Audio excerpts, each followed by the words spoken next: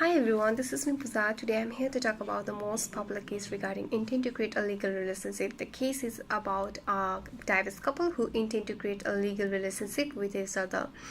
I'm going to analyze the case using an IRC method, which means that I'll be pointing out the issues of the case, rules for the case, application of the case, and the conclusion of the case. Let's first talk about the scenario of the case.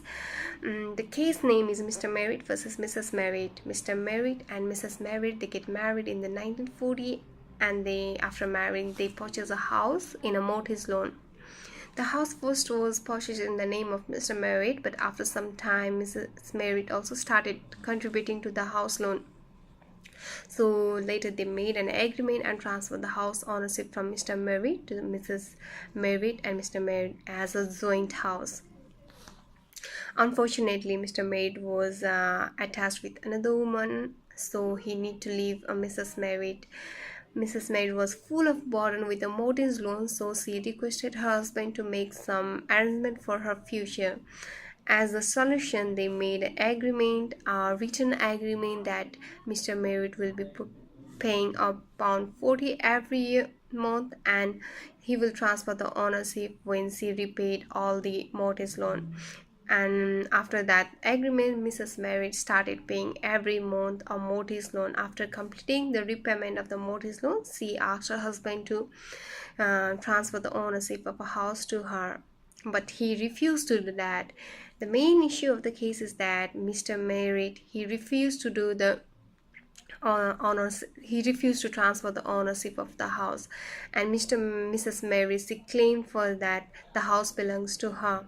The issue of the case is that whether this house belongs to her or not, whether there is any act under which she can sue her husband or not. The rules applies to case is that it's the agreement they made is beyond a social agreement. This case is just similar to like Mr. Balfour versus Mrs. Balfour, but the application that uses in that case is not similar to this. The Balfour versus Balfour case uses a social agreement, so Mr. Balfour, he won the case, but in this case they had made a written agreement and they are not living together right now. That means that they are creating a intend to create a legal relationship, which is one of the essential element of a contract. And we know that the contract beyond the agreement beyond a social and household agreement is a commercial, and that is enforceable by the law. The application for the case is that intent to create a legal relationship is one of the essential element of the contract, and in this case Mr. Merritt and Mrs. Merritt, they made a written agreement which tells that they are creating a legal relationship.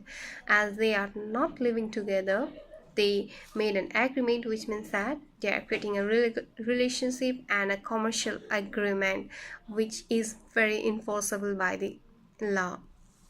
So as a conclusion, Mrs. Merritt, she won the case, and the court decided that they are creating a legal relationship as they have got the evidence, a written agreement, and Mrs. Merritt, she won the case, saying that it is creating a legal relationship, and as a court says that any agreement beyond a social agreement are the commercial, and that should be enforced by the law. It is one of the intention to create a legal relationship in between husband and wife is also creating some relationship, is creating some commercial agreement between them. So one can claim for that, and she won the case, and at last the house belongs to her. That's the main point. So I want to conclude that the intent to create a legal relationship is one of the essential element, and anything beyond a social agreement are creating a legal relationship. The case, this application applies to this case, so she won the case. Thank you so much for watching the video. Have a good day. Thanks.